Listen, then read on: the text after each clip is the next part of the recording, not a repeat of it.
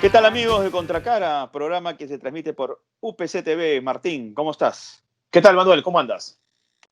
Bien, bueno, ahí trabajando, habiendo preparado parte del material para Contracara, para nuestras Segunda entrevistas de semana de hoy día, clases.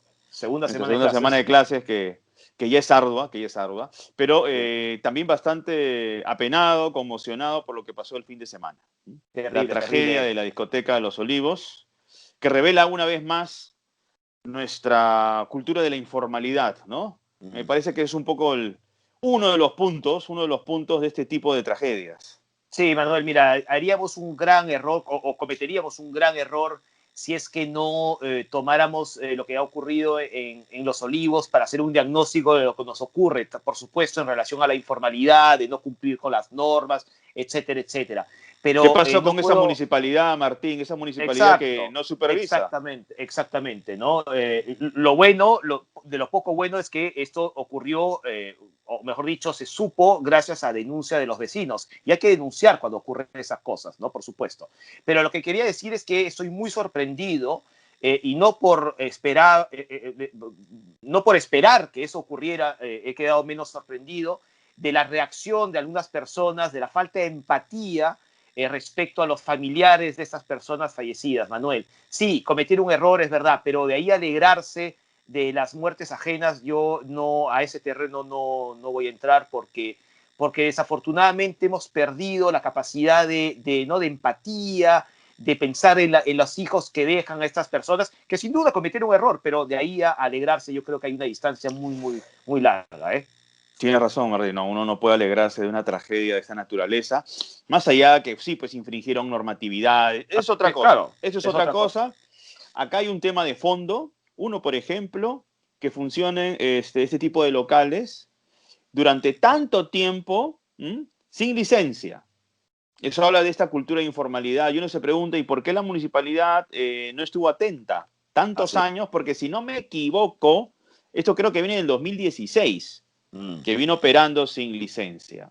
Es Entonces ahí hay absurdo, que pues. hacernos varias preguntas, ¿no? Ahora, Manuel, esto nos hemos enterado de esto. ¿Cuántas fiestas más clandestinas habrá alrededor de nuestro territorio nacional, ¿no es cierto? En todas las ciudades, en Fiestas y todos los reuniones. distritos. Fiestas y O sea, reuniones, ¿no es cierto? o sea hay reuniones que no tienen que acabar en una fiesta, o sea, No, con no, no, no, música y no, bailongo, pero no. sí hay reuniones donde hay un número significativo de personas. Por Así es. ejemplo, en estos edificios que en la terraza tienen espacio público para los vecinos, que muchas veces los separan para reuniones, y claro, nadie se da cuenta porque están en el techo. Pero Exactamente, ahí hay ¿no? una cantidad considerable de personas y eso es un riesgo Es para el un contagio. foco, es un foco de infección, como tú Claro. dices, es el lugar perfecto para diseminar. Como lo fue también, por ejemplo, Manuel, porque también hay que hablar de eso, de los festejos por el triunfo del Bayern de la Champions y la derrota, ¿no? La rabia de muchos Mm. parisinos de la derrota del PSG y la felicidad de los marselleses que salieron a la calle también a festejar la derrota del PSG, ¿no? Otro foco, otro enorme foco de contagio, y esto en Europa, en Francia, ¿no? Y en Sí. Alemania, claro. Ahora, yo vi los jugadores del Bayern y tanto también del Paris Saint-Germain, los suplentes, todos con mascarilla. Todos con Pero había, mascarilla. pero había momentos que había gente que se quitaba la mascarilla. Sí, pero todos están controlados, han hecho 4 horas antes del partido, hicieron las pruebas moleculares para estar Moleculares. exacto, o sea, ahí seguro que Sí, no porque la están prueba rápida no contagiados. es confiable, ¿ah? No es confiable, eso no lo sabemos, ¿no? Pero, insisto, se abrazan, efectivamente uno se dice, oye, pero, no, pero Sí, todos están bien controlados, ¿no? porque claro, al final del partido, la celebración de la gente del Bayern, y ve que todos abrazados, ya los Sí, jugadores que iban a sí, estar con mascarilla, pues dice, uy, no, uy, uy, claro. acá.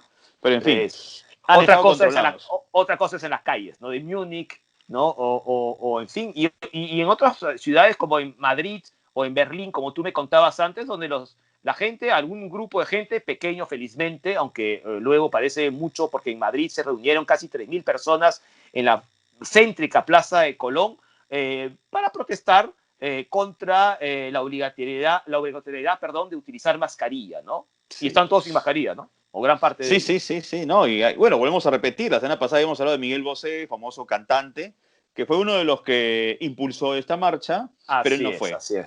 Él En no fin, fue, él no fue. no. En fin, Manuel, lo que es cierto es que todavía tenemos que seguir teniendo mucho cuidado, no hay que salir a la calle, y si se sale, porque a veces hay que salir a comprar cosas y tal, utilizar pues la mascarilla, el protector facial, que yo sé que tú tienes desde el principio de la cuarentena, Sí, ¿no? Es quería aprovechar importante. esto para decir lo siguiente. La utilización de la mascarilla con el protector facial da un porcentaje alto de seguridad a las personas. Eso es fundamental que se entienda, porque si uno va a un supermercado, uno ignora la carga viral que puede haber allí. Totalmente. Entonces, con la mascarilla y un protector facial, sobre todo con el protector facial, uno puede protegerse de las partículas diminutas que Así uno es. no distingue. Y si Y encima eso tienes queda, ¿no? mascarilla, Claro, y si eso encima queda tienes en el, mascarilla, claro, y eso queda pues allí en el frontis, en el plástico de este protector facial, se luego lo limpias, limpia y ¿no? punto. O sea, sobre Exacto. todo el protector facial te protege de las zonas que son sensibles justamente al contacto de esta mini partícula, ¿no? Que son los ojos y la boca. Y te voy a decir una cosa, Manuel, visto la gravedad de la situación desde hace 5 meses, de la peligrosidad, ¿no es cierto?, de contagios y tal, no pasa absolutamente nada ponerse el protector facial para ir y volver a la casa, ponerse la mascarilla para ir y volver a la casa. Claro. El que me diga que, oh, que es agobiante, mira, es una exageración. Ahora mismo no es una exageración, ahora mismo hay que utilizarlo. Es así de Eh, sencillo. lo- la gente tiene que aceptar, todos tenemos que aceptar que estamos viviendo una situación anómala. Mm, Es así, sin sí. precedentes. Que nos aburre, que nos molesta, que nos agobia, sí, pero si no lo hacemos nos ponemos en riesgo y ponemos en riesgo a las personas que viven con nosotros. Mm. Lo que sí es cierto es que creo que a 5 meses, a un poco más de 5 meses desde el inicio de esta situación en el Perú, o en otros países fue un poquito más, creo que ya tenemos que pensar en nuevas estrategias de comunicación para reforzar esa idea y además que sea muy agresiva, ¿no es cierto? Y nosotros que somos comunicadores, periodistas y comunicadores, por supuesto, sabemos que la comunicación bien hecha, bien construida, claro que es eficiente. Sí, yo acabo de ver hace unos días un comercial que tiene obviamente toda una intención de propaganda para, a ver, sensibilizar a la gente sobre el tema del coronavirus en Ujú, Argentina, que donde sale Víctor Hugo Morales, el famoso narrador, sale Maradona y sale Canigia, ¿no? Y ujú. sale la imagen del famoso gol de Canigia a Brasil en el año 90. Y Ok. claro, dicen que después del gol viene el abrazo. Ah, Mm. interesante. Para ellos, ¿no? Que forma parte de su Bueno, imaginario. Acá eh, eh, deberíamos idear algo que conecte con nuestra propia colectividad, con nuestra propia sensibilidad, para que la gente empiece a asimilar lo que estamos viviendo realmente. hay diferentes estrategias. Ellos le encontraron así, ojalá sea eficiente y eficaz, mejor dicho, y ojalá también acá encontremos lo mismo, Manuel. Para esta edición, justamente, vamos a seguir hablando de la cuarentena, Manuel, de la pandemia y de esta cercanía tan peligrosa con la muerte, ¿no es cierto? Estamos entre la vida y la muerte, por eso tú y yo insistimos tanto en cuidarnos. Y por eso hemos invitado al psicoanalista y al filósofo Carlos de la Puente, docente universitario Ujú. también, y creo que vamos a tener una entrevista, una conversación con él bastante interesante. Sí, con él justamente vamos a hacernos varias preguntas. ¿Qué pasa con Sí, nuestro colectivo? ¿Qué características tenemos? ¿Por qué actuamos como actuamos? Va a ser interesante. perfecto. Así que te propongo que vayamos a escuchar una vez la entrevista. Perfecto, Martín, vamos. Vamos, ok. Bien, amigos de Contracara, de UPC TV, ahora tenemos el gusto de recibir a Carlos de la Puente. Él es filósofo y psicoanalista, docente universitario, además, y lo hemos invitado para hablar sobre temas relacionados a la coyuntura. Carlos, bienvenido. Buenas tardes, Manuel. Buenas tardes, Martín. Muchísimas gracias. Es un honor para mí estar en su muy importante programa. Muchas gracias, Carlos. El honor es nuestro. Carlos, queríamos hablar contigo respecto a lo siguiente. Fíjate, en esta coyuntura y como psicoanalista y también como filósofo, fíjate, ¿cómo es que los jóvenes y el ser humano en general puede lidiar con la cercanía de la muerte? ¿No es cierto? Tenemos 5 meses muy cerca a una pandemia o con una pandemia y muy cerca a algo tan complicado como es la muerte. ¿Cómo lo has percibido tú en estos meses, Carlos? Bueno, Martín, en primer lugar es muy difícil, no imposible, pero es difícil pedirle a un chico o una chica de 18, 19, 20 o 21 años que tenga la misma aproximación frente a la muerte que a una persona de 50 o de 60, ¿no? Claro. Entonces, ahí tenemos un primer elemento, ¿no? Bueno, somos mayores, tú eres menor que yo, pero no nos hemos olvidado cuando nosotros no evaluábamos los peligros como lo evaluamos ahora, ¿no? Ujú. Y hay una serie de experiencias que te cambian en tu postura, en tu actitud frente al peligro, ¿no? El ser padre, por ejemplo, te hace mucho más cauto, y eso probablemente lo compartimos con los animales del Ujú. entorno, ¿no? Entonces hay una cosa, diremos así, natural, que hace que la gente joven no tenga la precaución o la prudencia de los adultos, ¿no? Y además, otro elemento quizá un poco más superficial o frivolón, pero que también es cierto, es que a los jóvenes les gusta retar, aquí, en China, en Estados Unidos y en todas partes, ¿no? De Ujú. manera que el enfrentamiento con la autoridad es una conducta casi universal, ¿no? Con toda seguridad de todo Occidente. Y entonces ahí tienes otro problema. Cuando se enfatiza mucho una norma, hay una tentación fuerte, no sé si en todos los seres humanos, quizá en todos los seres humanos, pero muy fuerte en adolescentes y jóvenes de transgredirla, ¿no? Porque Claro. es una especie de lucha, ¿no? Asumir o respetar una norma es aceptar que tú eres igual de importante que los demás o que hay algo que es más importante que tú, que es la norma y la comunidad, ¿no? Ujú. Yo entiendo que debemos aspirar a eso, pero también es muy frecuente ver que gente de 17, 18, 19, 20 años tienda a retar eso, ¿no? Eso pasa en Ujú. todas partes, ¿no? Ujú. A veces es la motivación de protestas políticas, incluso saludables, pero Ujú. la actitud contestataria, yo creo que podemos decir que es una actitud muy extendida en todo el mundo. Entonces, teniendo esos Carlos, dos elementos, sí, sí, sí, Manuel. justamente conectando con lo que tú estás diciendo, pero también hay un factor que es el cultural.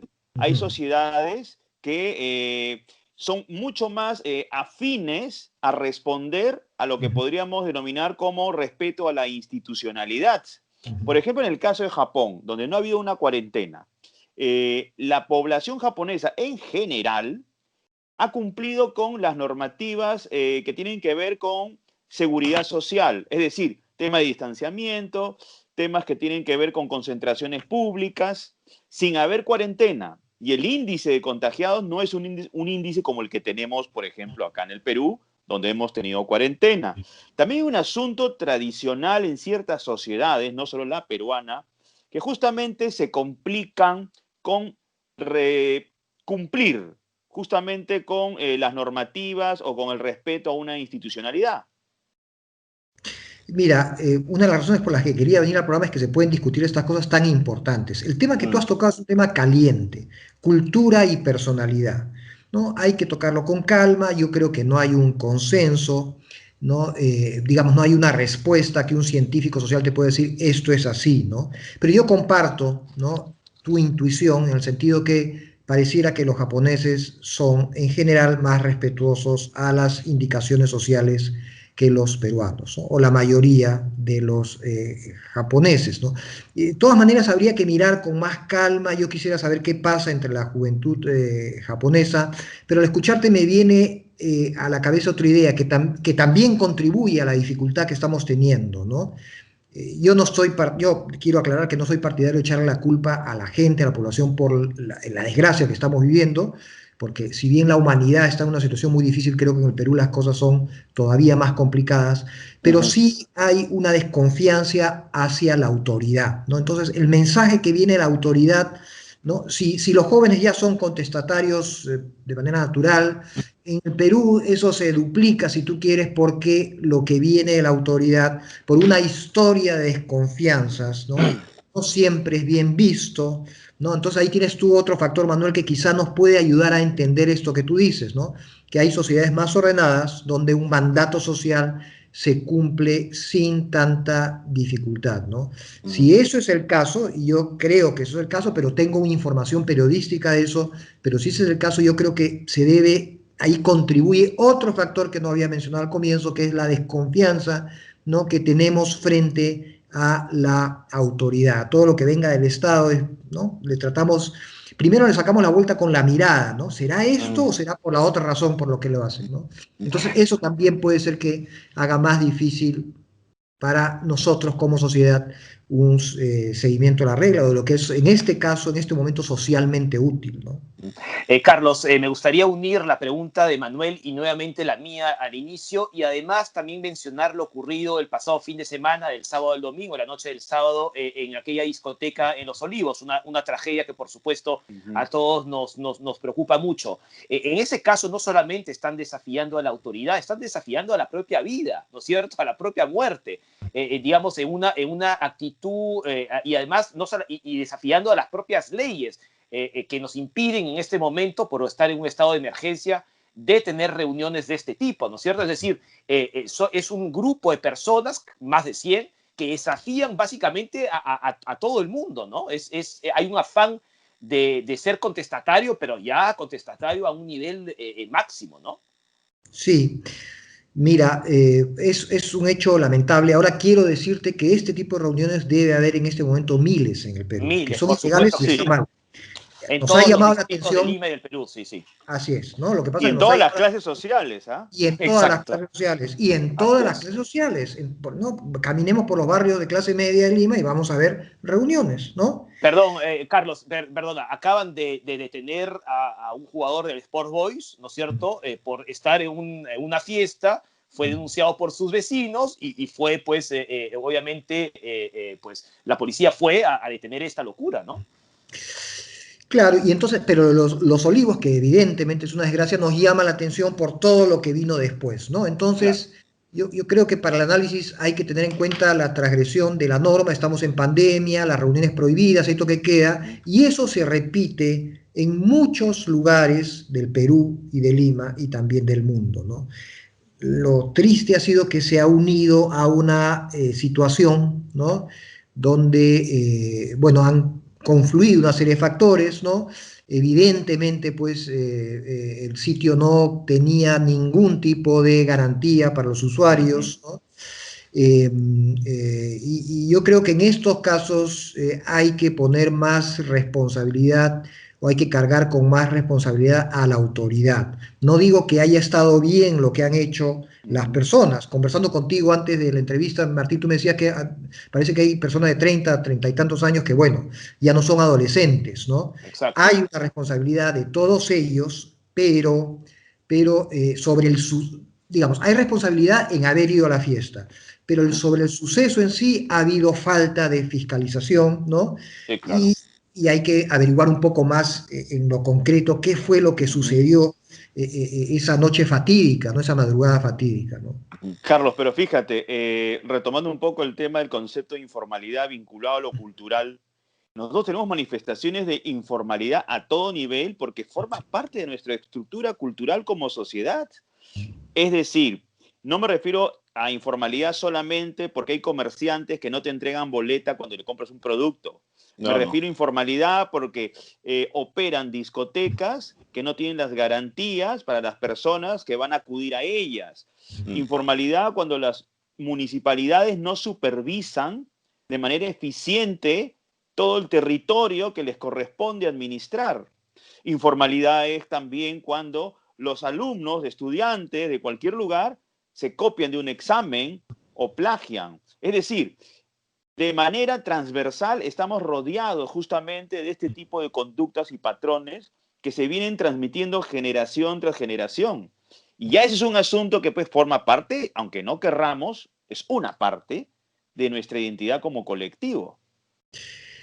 Sí, Manuel, es absolutamente cierto lo que tú dices, creo yo. Sin embargo, ¿qué se puede hacer? Yo creo que una acción que se puede tomar en relación a lo que tú dices es los distintos niveles del Estado, ¿no?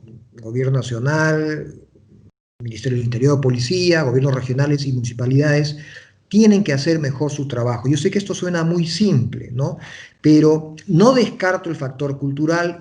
Como tú dices, puede ser que estemos, ¿no?, impregnados de esta, no sé, esta cultura transgresiva o informal, pero si queremos tratar de encarar el problema con miras a una solución, creo que tenemos que trabajar todos como sociedad y también los medios de comunicación para que los estados, ¿no? Me refiero a municipalidades, gobiernos regionales y gobierno nacional hagan mejor su trabajo, ¿no? Lo mismo, como tú has tocado el tema del plagio, qué importante es, ¿no? Sí, claro que tenemos que preguntarnos los profesores universitarios, si ustedes lo son, si los estudiantes en el Perú plagian o copian más que en otros países, todo, ¿no? Pero lo que no podemos dejar de hacer es combatir el plagio en el salón, ¿no? Y Claro, tenemos que hacerlo bien, ¿no? claro. Hay una cultura que empuja eso, no, yo sí puedo estar de acuerdo que es eso, ¿no? Pero es un problema práctico y lo tenemos que enfrentar de esa manera, ¿no?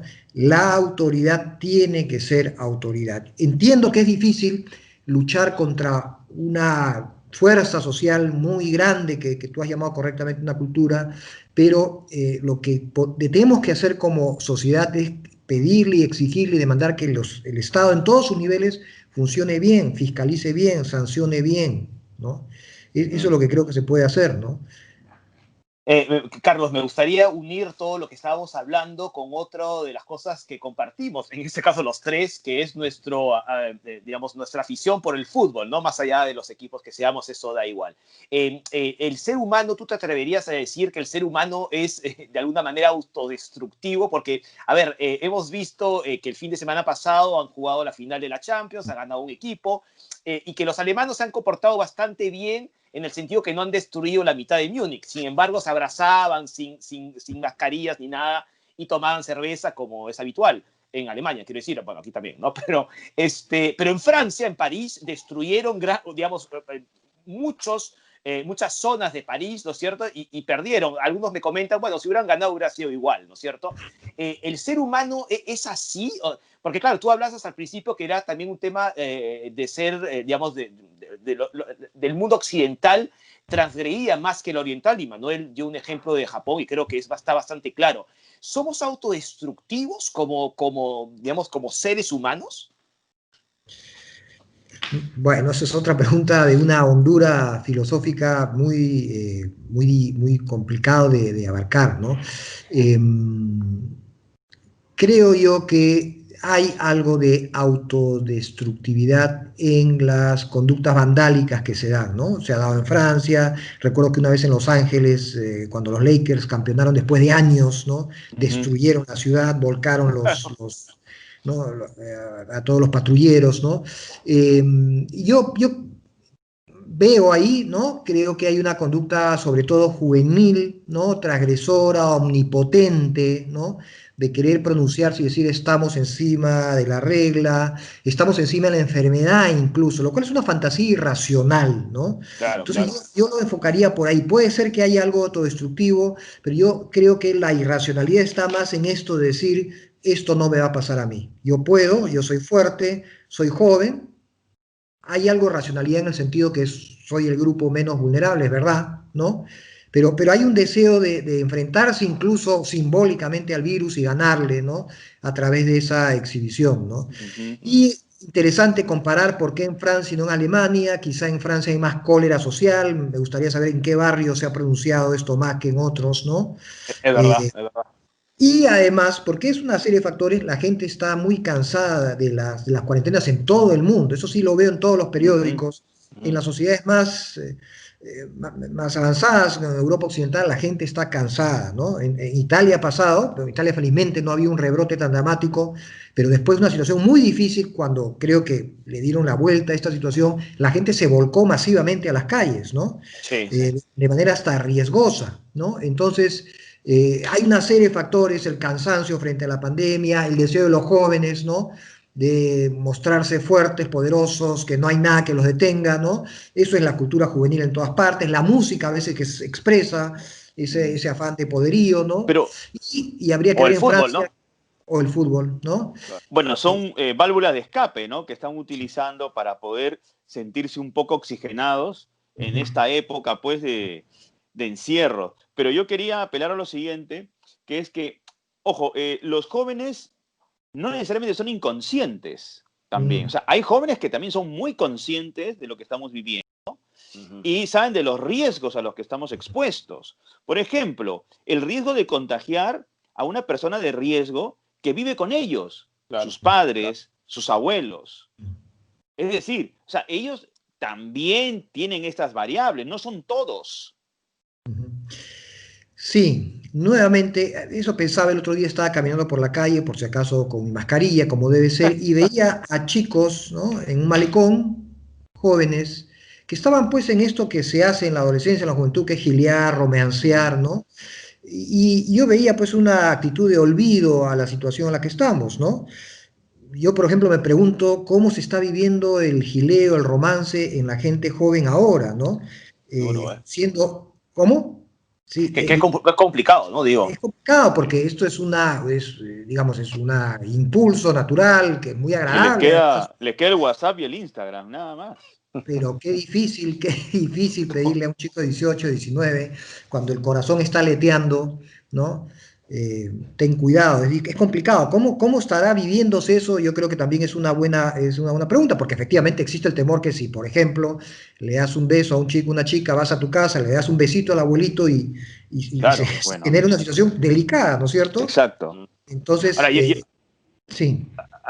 discúlpame que te corte, Carlos, pero me gustaría extenderlo esto, porque tú hablabas de 18, 19, pero imagínate los adolescentes de 13, 14, 15 años, que ahí sí tienen que obedecer en principio a los padres, que no pueden salir de casa, y que es la época en la que uno le empieza a gustar a un chico, una chica, ¿no es cierto? Hay enamoramientos en el colegio, y esto no está ocurriendo. Y no es que esté ocurriendo hace un mes, no está ocurriendo hace 5 meses, ¿no?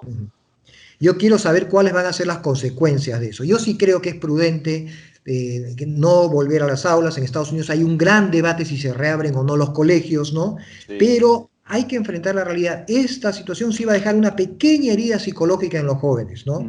Digamos, estar encerrados 5 o 6 meses, en otros tiempos quizá era lo normal, pero para un joven citadino no es lo normal, ¿no? No, pues no.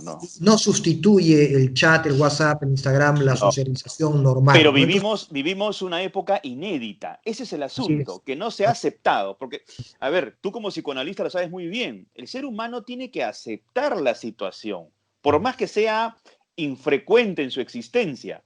Estamos literalmente entre la vida y la muerte. Esa es la realidad. Sí. Sí, quizá esto que tú me dices me hace pensar que quizá una campaña en medios masivos muy fuerte en ese sentido, en esa línea, debería ser una prioridad en este momento, ¿no?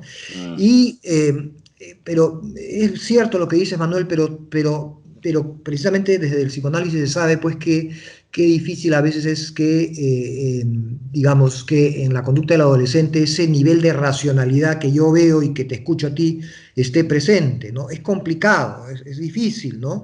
Probablemente las sociedades orientales, quizá más que una persuasión racional, lo que ha habido es una cosa un poquito más autoritaria, ¿no? Claro. No es el estilo occidental. En Occidente estamos orgullosos de la conquista de la Ahora, libertad. por Entonces, ejemplo, para sí, completar eso, sí. en términos geográficos, información periodística puntual. En el caso de Taiwán, Taiwán ha tenido un índice muy bajo de contagios, pero igual que Japón, pero hay que agregar algo que creo que nos puede ayudar a entender esto. Ellos ya han tenido un antecedente con el SARS. Con el SARS, Entonces, claro. lo del coronavirus no lo era en todo caso tan extraño.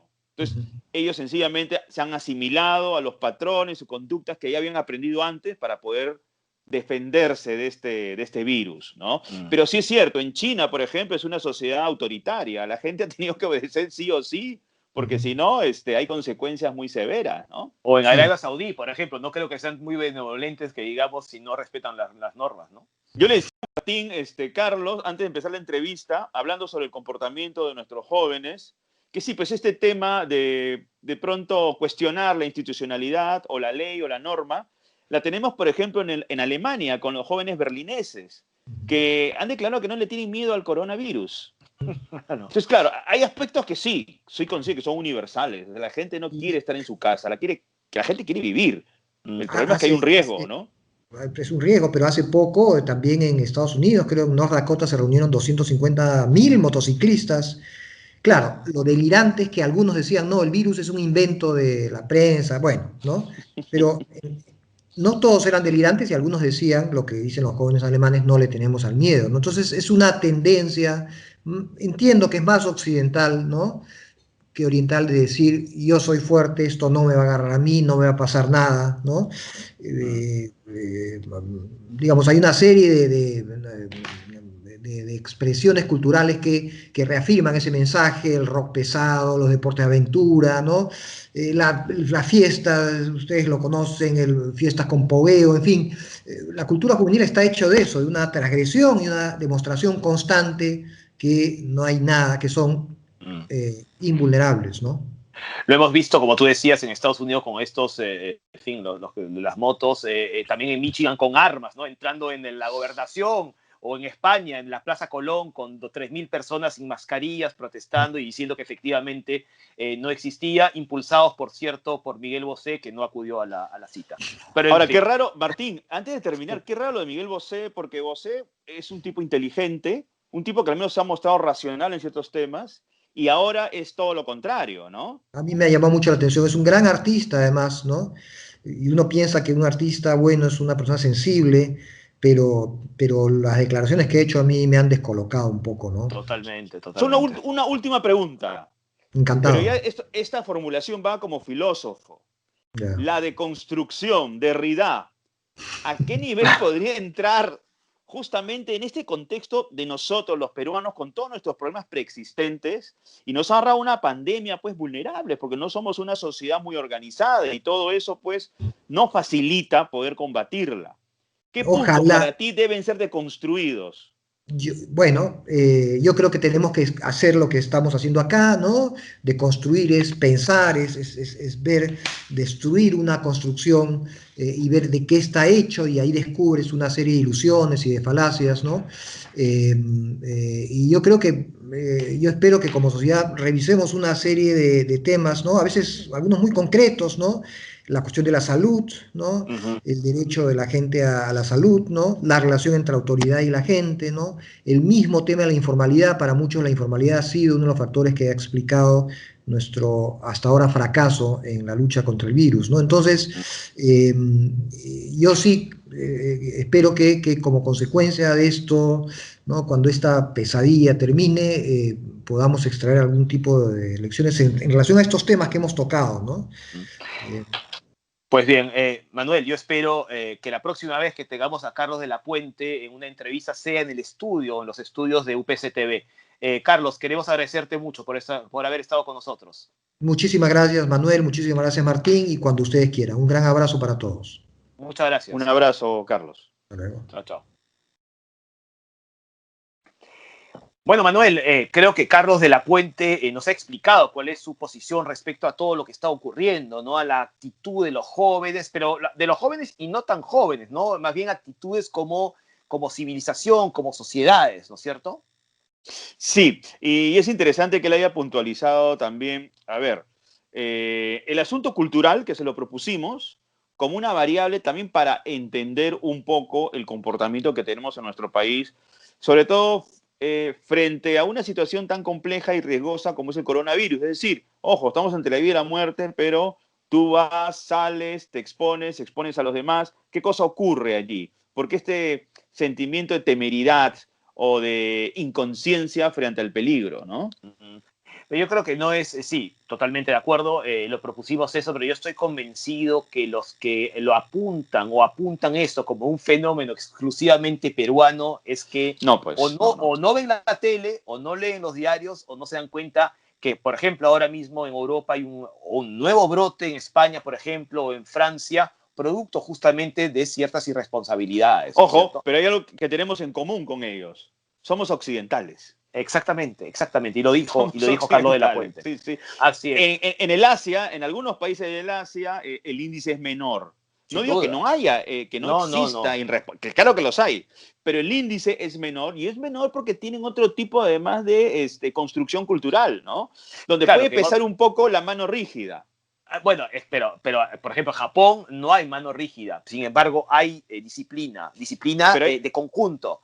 Pero sí, en otros países, por colectiva. ejemplo, de Oriente Medio, ahí robas y te cortan la mano. Entonces, imagínate si no te pones una mascarilla, ¿no? Bueno, en China ha ayudado mucho que sus ciudadanos obedezcan en Claro, mayoría las indicaciones del gobierno, ¿no?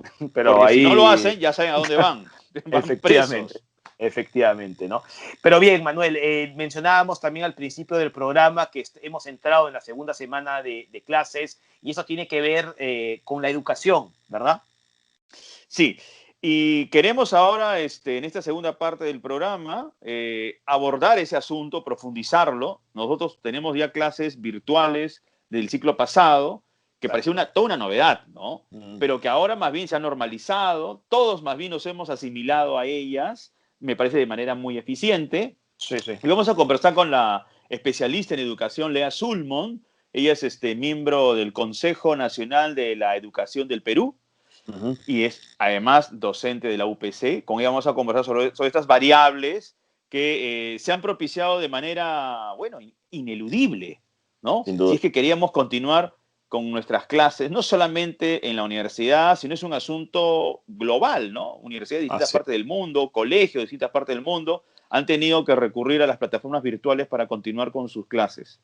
Pues vamos a ver qué nos dice. Creo que va a ser muy interesante para saber qué es lo que ocurre con la educación en el Perú, pero seguramente a nivel mundial. Vamos entonces con nuestra siguiente entrevista. Vamos. Bueno, amigos de Contracara, continuamos con el programa y ahora estamos con la presencia de Lea Sulmon. Ella es profesora de la universidad, especialista en educación, consejera del Consejo Nacional de Educación del Perú. Y con ella vamos a conversar sobre diversos aspectos que están relacionados con nuestra educación. Lea, ¿cómo estás? ¿Qué tal? Ay, bien, acá, me agarran cocinando. Está bien, está bien. Sí, Lea, acá, fíjate, ahí está. Estamos claro, organizados entonces, estamos organizados. La vida continúa y uno pues tiene que echar mano de todas las posibilidades que tiene para que su vida doméstica no se paralice. Y gracias por el tiempo que nos estás dando, Lea. Una de las primeras inquietudes que tenemos con Martín era que el tema de las clases virtuales en un principio parecía para muchos inviable. Sin Ujú. embargo, por el nivel de complicación que nos ha generado esto de la pandemia, diversas instituciones del país y del mundo han apelado pues a las plataformas virtuales. ¿Tú cómo evalúas una enseñanza en este tipo, digamos, de dinámica, con estos dispositivos, con estas plataformas? ¿Cuáles son los pros y contras para ti de una clase presencial en relación a una clase virtual? ya.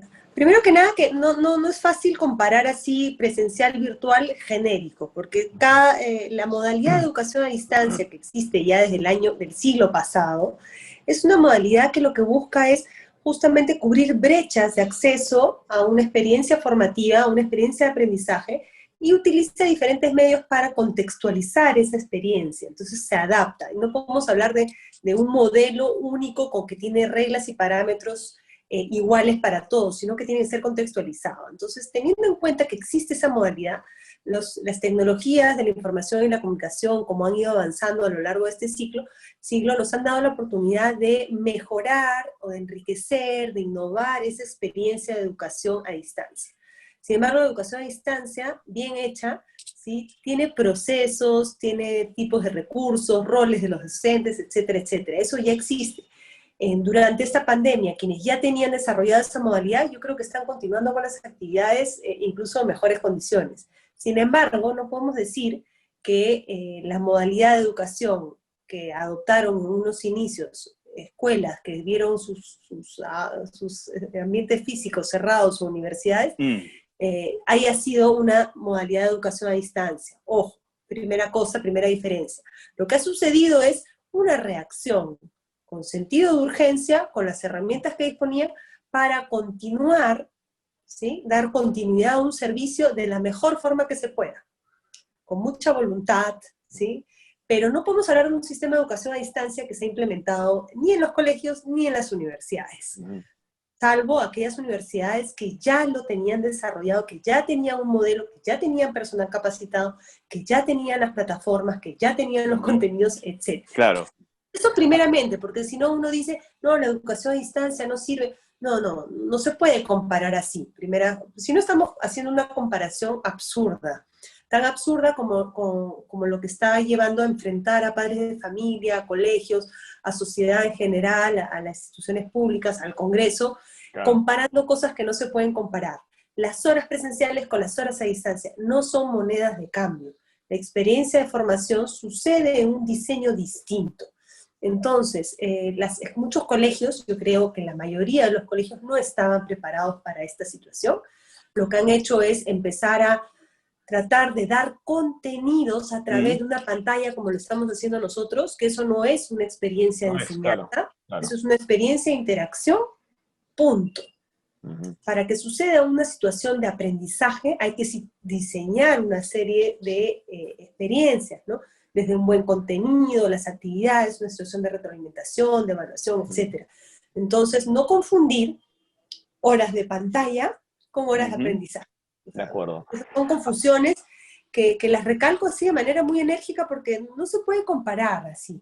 Entonces, yo creo que los colegios han aprendido a empezar a investigar nuevas formas de mediatizar la experiencia de aprendizaje, no la de enseñanza, la de la enseñanza no importa, lo que importa es el aprendizaje. Claro. Lea, quería preguntarte lo siguiente, perdón, esta pandemia, esta crisis nos ha puesto frente a una situación en la que no estábamos preparados, ¿no? Desde todos los puntos de vista, por supuesto, sobre todo en la sanidad pública, ¿no? Pero desde el punto de vista educativo, ¿cuánto tiempo, o mejor dicho, cuánto tenemos que mejorar y apurarnos para justamente estar preparados y que esto no nos agarre como por sorpresa, como nos agarró por sorpresa en marzo? Mira, ¿cuánto tiempo? Eso en verdad que es bien difícil de poder calcularlo, pero yo creo que hemos dado un salto cuántico en esos 4 meses. Por ejemplo, a nivel de competencias digitales docentes.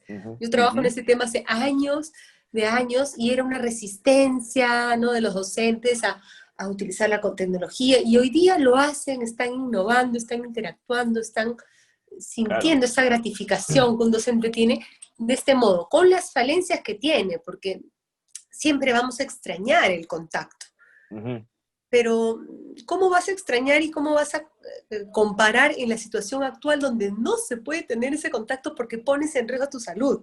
Claro. Yo insisto en no comparar cosas que no se pueden comparar. Hoy en día estamos protegiendo nuestra salud y estas soluciones nos están dando la posibilidad de seguir conectados, de seguir aprendiendo. Entonces, yo creo que hemos ganado, no sé, pues 10 años. De lo que no hemos hecho en 10 años, lo hemos hecho en 4 meses a nivel de competencias digitales de estudiantes y de docentes. Lo que falta es conectividad. Bueno, en tiempo relámpago, falta conectividad, ¿no?, a nivel de país. Claro, que eso es un asunto que ya tiene que ver con la responsabilidad del Estado, ¿no? Fuera de la entrevista yo te mencionaba lo del plan Huascarán, que se suponía que eso iba a iniciar la conectividad, y al final eso sencillamente fue una farsa, nunca existió el proyecto de manera viable, no se potenció, y llegamos a este año, nos agarra una pandemia, y pues no todos tienen la conectividad que deberían tener. No, y además, ahí donde supuestamente hay esta conectividad, la red dorsal, yo he estado, por ejemplo, en regiones como Abancay, el año pasado he ido 2 veces a Abancay, pasa la red dorsal por ahí, por Chalhuahuacho, 4.900 metros, todas las escuelas que están ahí al lado de la red dorsal no tienen conectividad, y hasta ahora no tienen. O sea, hay un tema de planeamiento integral, que no es solamente el Ministerio de Transportes y Telecomunicaciones, es regiones, gobiernos regionales también tienen bastante que ver, y es el Minedu que tiene que hacer acciones concertadas, ¿no? Entonces, mientras el Internet no sea un derecho, así como derecho humano, como en Estonia, como en otros países, vamos a estar muy rezagados, ¿no? Y la otra cosa que tiene que haber un tema de reglamentación, que también ahí estamos avanzando mal, con darle autonomía a las escuelas de poder hacer modelos educativos donde hay un componente de esta naturaleza, ¿no? De educación a distancia, lo que ya está sucediendo en las universidades y que la SUNEDU ha tenido que hacer un decreto de urgencia, bueno, no sé si decreto, para permitir que los estudiantes estudien esta modalidad, porque si no estaríamos contra la ley.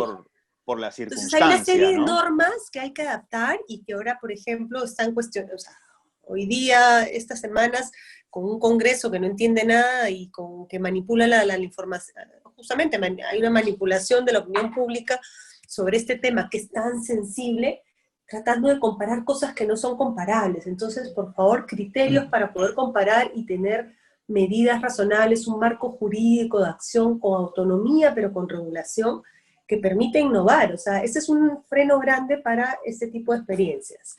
Lea, la alternativa que encontró el Estado mediante los canales del Estado, a través de TV Perú, a través de Radio Nacional, ¿crees que de alguna manera ha solucionado momentáneamente esas brechas tan fuertes que tenemos en cuanto a conectividad? No, fíjate que no, porque primero que no es un sistema de educación, es una, y ellos lo dicen con mucha claridad y con mucha honestidad, es una estrategia multicanal de contenidos, no hay interacción ahí. Claro, no hay, claramente. Entonces, y mis respetos porque han sacado eso en 2 semanas, cuando todos estaban desarticulados y están avanzando. O sea, realmente mis respetos por todas las iniciativas que están haciendo, hay que saludar y digamos, todo ese sentido de urgencia, pero falta mucho, porque hemos partido de cero articulación entre gobiernos regionales, entre, por ejemplo, a nivel normativo, los docentes se pasan más tiempo haciendo un papeleo para constatar las evidencias de aprendizaje de los estudiantes, que es así de locura, o sea, una burocracia total para poder recibir su pago. Claro. Entonces, es muy difícil. Y además, fíjense que la pandemia nos agarró cuando las clases en el sector público no habían iniciado. Estaba todo listo para el buen inicio del año escolar, claro. Se cerraron las escuelas, ni siquiera se han podido recuperar los textos escolares que ya estaban distribuidos, que eso hubiese podido ser un alivio. Claro. Entonces, realmente a nosotros nos ha agarrado con los pantalones abajo, en el sector público. Y además un sector público donde hay muchas brechas que se han vuelto fracturas. ¿No? No tengo la cifra actualmente, o sea, acá en la mano, pero a nivel mundial solamente un niño, eso es lo que cuenta UNICEF, o sea, un niño de cada 10 tiene conexión en este tiempo de pandemia. Imagínate. O sea, Perú no debe estar lejos de ese ratio. Claro, bueno, nosotros tenemos una serie de problemas preexistentes a nivel social y todo lo que indica pues, que esos niños no van a tener las facilidades, ¿no? Pero más bien una cosa... me está quedando rico mi comida. Te felicitamos, Lea. Buen provecho, buen provecho. Ahora, esta experiencia de la educación virtual, relámpago y a la prepo que hemos tenido que asumir en el país y a nivel mundial, de seguro va a dejar herencias también positivas. Es decir, se comprueba que la educación virtual es viable, tiene alta calidad, ¿sí? Se cuentan pues con la conectividad y con los dispositivos y plataformas idóneas. Es decir, después de esto, ¿qué va a pasar? Vamos a tener, de seguro, en el mercado académico productos que van a tener justamente a las plataformas virtuales, ¿no? Muy vigentes y protagónicas. Yo no sé si el protagonismo va a estar en las plataformas o en los diseños. Y en los tipos de recursos que se van a diseñar, porque la plataforma es simplemente el canal, el medio, ¿no? O sea, por ejemplo, yo enseño en la universidad, tengo una excelente plataforma, mis estudiantes no entran a esa plataforma. O sea, tenemos la videoconferencia, tenemos 4 videoconferencias en simultáneo, grupos de Facebook, tenemos una red de recursos adaptados a sus necesidades. Creamos en simultáneo, por ejemplo, hoy día tengo una clase de 4 horas sobre tecnologías en la educación. Primero, ven un video de un hindú, investigan sobre él, hacen discusiones socráticas en grupos, saltan a Google Drive, crean sus portafolios, crean blogs sobre eso. Después hemos ido a México a una conferencia, un webinar sobre habilidades socioemocionales. Hemos regresado a la plataforma y después hemos visto una entrevista de Walter Velázquez, que es un profesor de Huancavelica, que ha diseñado Kipi, no sé si conocen a la robot Kipi, no. Que es una solución. Bueno, es un fenómeno mundial, tendencia mundial, busquen a Kipi. Kipi es la robot que justamente creada por este profesor en Huancavelica, que como sus estudiantes no tenían acceso ni a internet, ni a la radio, ni a la televisión, hizo un robot, lo carga con inteligencia artificial, lo carga con contenidos y lo lleva en burro a las zonas lejanas donde viven sus estudiantes y lo deja una semana en cada uno y Kipi hace la clase con los estudiantes. Esa es inteligencia artificial. ¿Es la plataforma o es el diseño? Entonces creo que la tecnología, más allá de la plataforma, ya nos dio la vuelta. Tenemos que trabajar en softwares adaptativos, en situaciones más personalizadas, ritmos distintos, trabajar globalmente. O sea, hoy día yo tomaba fotos así con mis alumnos, y decía, chicas, somos 250 personas acá de diferentes partes del mundo. Y con lo cual, estudiantes está en Loreto, la otra en Ucayali, la otra en Tarma, la otra en Arequipa, escuchamos el ruido del tren que pasaba, o sea, tienen que ser experiencias globalizadas, tienen que ser experiencias retadoras, significativas, no productos hechos, o sea, ya no, creo que la gran oportunidad es reconocer que el aprendizaje sucede en cualquier momento, en cualquier lugar, y que cada uno aprende a ritmos distintos. Bueno, has Entonces, contado, Lea, algunas experiencias increíbles, ¿no? Y solamente estamos al inicio de todo este proceso, porque al final estamos a 5 meses de haber iniciado, me refiero a nuestro país, por supuesto, este tipo de sí, educación, ¿no? y son experiencias que te hablo de la universidad, estoy con mis estudiantes de la Facultad de Educación y acabamos de vivir eso ahorita. Ujú. Sí, y creo que vamos por ese lado, vamos a personalizar, pero también hay, eso es en el mundo de la educación superior, en la educación, digamos, inicial, la cosa es más difícil, porque hay otras necesidades en la educación primaria y secundaria. Yo creo que hay puertas abiertas para poder trabajar de esta manera, ¿no?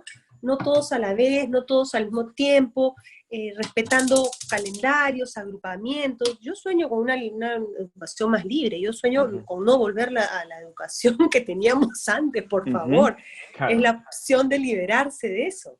Bueno, tenemos el si no la hacemos contexto... ahora, si no la hacemos ahora, no la vamos a hacer nunca. Lo que teníamos antes no era mejor que esto. Ahora, este contexto que nos está forzando un poco al cambio, tú hablas del diseño. Efectivamente, el diseño es lo que va a determinar la calidad de los productos digitales, o perdón, virtuales. Otra característica que de pronto podemos tener a futuro es que la gente tenga mayor posibilidad de elección. Por ejemplo, Claro. maestrías. O sea, quiero una maestría en Inglaterra y la quiero a nivel sincrónica. Ojo. Y me están brindando un diseño que a mí me atrae y que a mí me va, digamos, beneficiar para mis competencias profesionales. Eso también va a ser algo muy beneficioso, ¿no? Ya existe eso en otros países, que tú eliges tu malla diciendo, este curso es virtual, este curso empieza acá, este curso, o sea, eso ya existe. O sea, no son cosas nuevas. Lo que pasa que, por eso te digo, si hay que innovar en varias cosas, uno, son las competencias digitales, que vamos por buen camino, pero falta el tema pedagógico digital, o sea, cómo aprovechar metodologías en estos entornos. Claro. ¿Sí? Ya la parte tecnológica no es tanto el problema, sino la metodología para esos entornos, que tiene que ver con el diseño. La otra parte es conectividad, que eso es una solución mucho más global. Y la tercera parte es la legislación, la normativa, ¿no? ¿Qué cosas podemos hacer que no? O sea, que podamos hacer todas estas cosas se pueden, ¿no? Que la ley lo permita, que esto sea válido, etc. Ahí viene el tema, ¿no? Hoy en día, la mayoría de jóvenes se forman por badges, por insignias, los certificados ya no tienen tanto valor. No, entonces, si no empezamos a jugar con esas cosas, todo lo que estamos haciendo no nos va a funcionar. La SUNEDU va a tener que redefinirse en varios aspectos, ¿no? Bueno, espérate, tengo que probar antes que se me queme. Continúa. Está quedando bien, se me quema. Ya. La SUNEDU, el Ministerio de Educación, el Ministerio de Trabajo, para poder hacer que nuestros estudiantes puedan hacer sus prácticas profesionales en estos entornos. Así es. Estudiantes que están, ¿no? El Ministerio de Trabajo, el Ministerio de Salud. O sea, creo que son muchos sectores los que tienen que, de una vez, adaptarse para dar un marco legal de seguridad para la innovación, ¿no? Si no, esto no va a funcionar. Pues sí, creo que... sí, perdón, Lea, sí, continúa. Digo, pienso ahorita en varios estudiantes que están haciendo sus prácticas profesionales, que es lo único que les falta para graduarse. Efectivamente. O sea, ¿cómo no podemos adaptar eso? Si igual las escuelas están funcionando, yo tengo practicantes virtuales, ¿por qué no? Sí, perfectamente. Sobre todo que ahora es el teletrabajo o el trabajo a distancia, pues sea sí, pero ¿por qué la legislación no lo permite? Sin duda, ¿no? Sin duda. Pues nada, Lea, vamos a dejarte cenar tranquila y disfrutarle de Ay, yo sí invitada. Bueno, encantado. Virtualmente. Vamos a hacer la cocina virtual, es esto. Ahí está. Pues ya está, un nuevo segmento para el programa. Claro, tenemos que hacerlo así más relajado. La próxima vez puede ser con la limpieza. Vamos a hacer el kit de limpieza. Claro, y uno va avanzando. Muchas gracias. Lea, muchísimas gracias. Son las cosas que hacemos. Muchas gracias por tu tiempo. Muchísimas gracias por la entrevista. Un fuerte abrazo. Gracias. Nos has abierto el apetito, además. Muchas gracias. Bueno. Bien, Martín. Interesante los conceptos que hemos compartido ahora con Lea Sulmon sobre la educación. El tema virtual, sí, ha funcionado de manera eficiente en general. sobre todo en el ámbito privado, pero ¿qué hay del ámbito estatal, ¿no?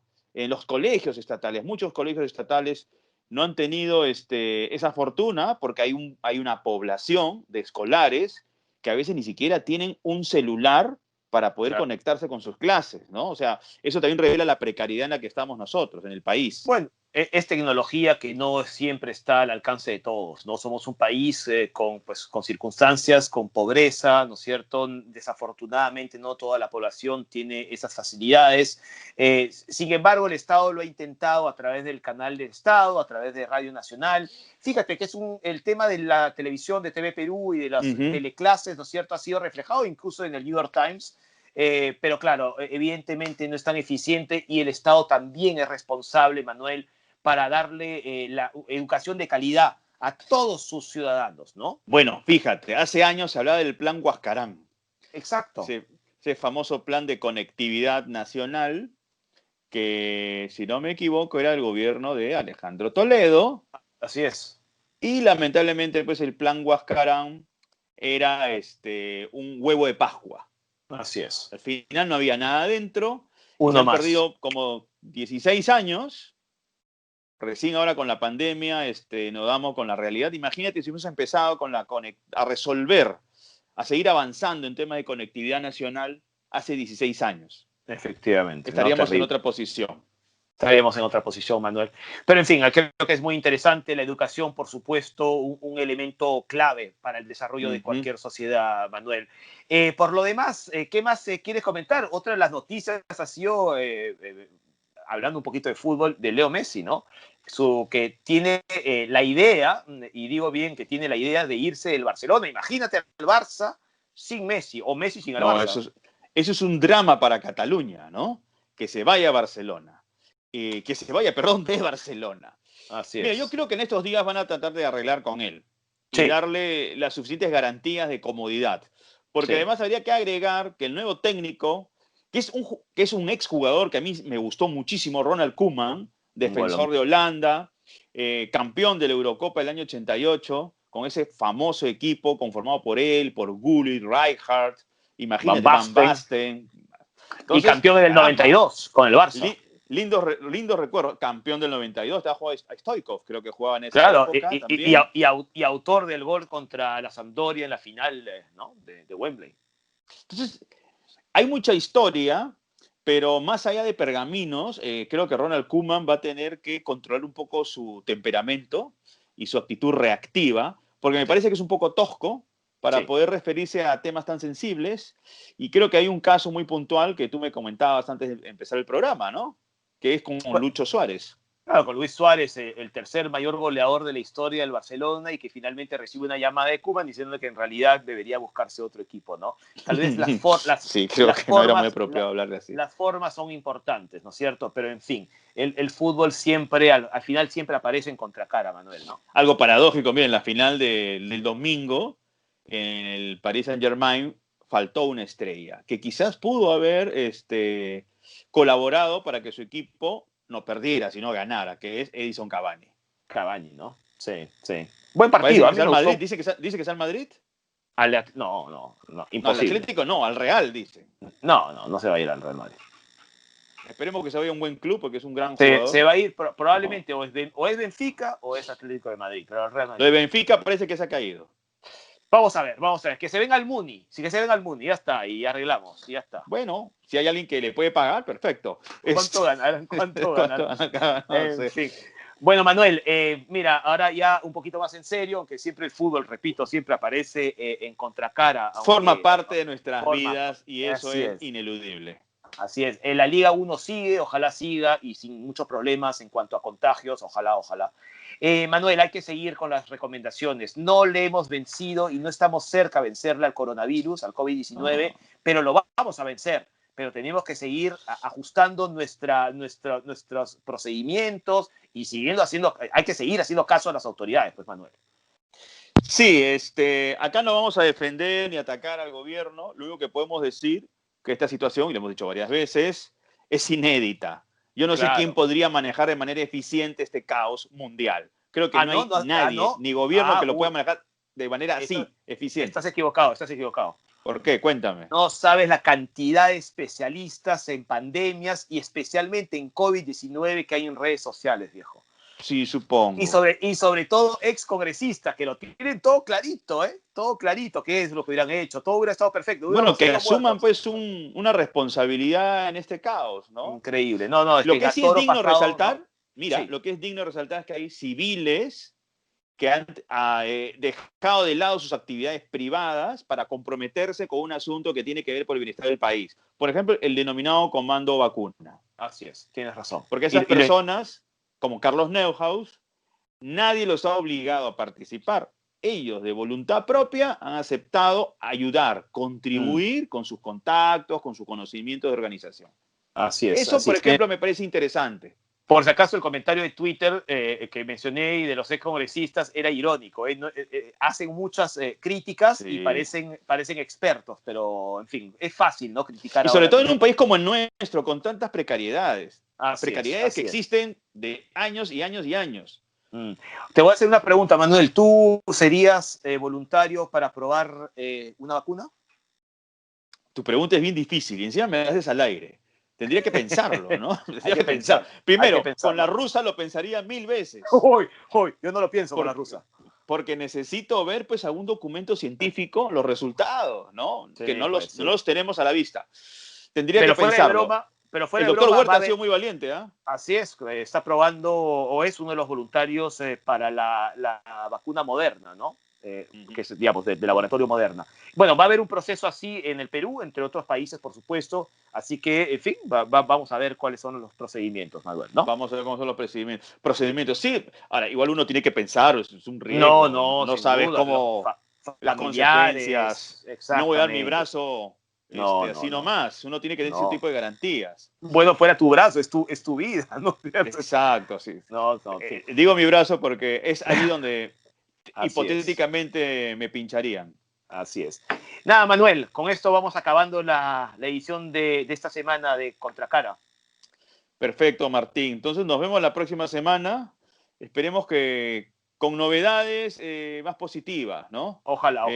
Volvemos a retomar el tema de los olivos, una tragedia, un tema triste que tiene un fondo de informalidad, de irresponsabilidad, pero como tú bien has dicho, ojo, hay que tener empatía con aquellas personas que han fallecido. Y por es eso verdad que hay un tema de error, de infracción, pero ojo, nos apena muchísimo que todo eso haya terminado así. No debió terminar así. Eso debió haber terminado con una detención y punto. Sí. Veremos qué informaciones sucesivas surgen sobre el tema de esa puerta, porque eso todavía no ha quedado claro. Y quedará claro seguramente. Así por que eso no nos atrevemos a opinar sobre eso. Necesitamos más información. De aquí mandamos, por supuesto, nuestro sentido pésame a los familiares, ¿no es cierto? Que seguramente están sufriendo mucho y eso nos apena, por supuesto. Claro que sí, Martín. Bueno, Manuel, hasta la próxima semana. Un abrazo, Martín. Cuídate, no estés saliendo así nomás, ¿ah? Ya, con tú, mascarilla. Te encanta ir a comprar a San Antonio cada rato. Chao, chicos, nos vemos. Chao, Manuel, cuídate.